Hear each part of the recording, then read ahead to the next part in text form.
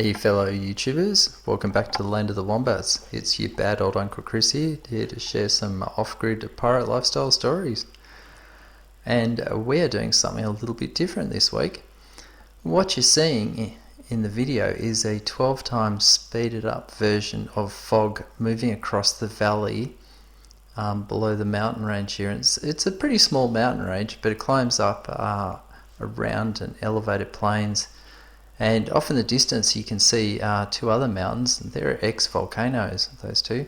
One's Mount Bullingaruk, which is immediately in the center of the video, and the other one to the right, a little bit further back, is Mount Blackwood.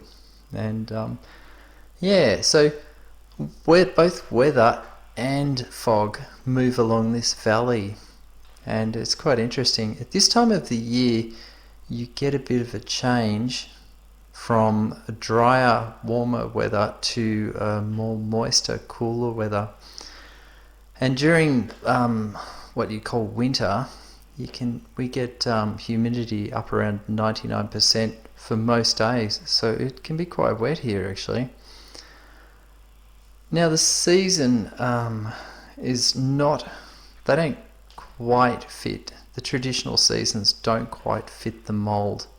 So when people talk winter, summer, autumn, spring, well, we generally have about 6 seasons here, and they last for about 2 months each, sometimes more, sometimes less.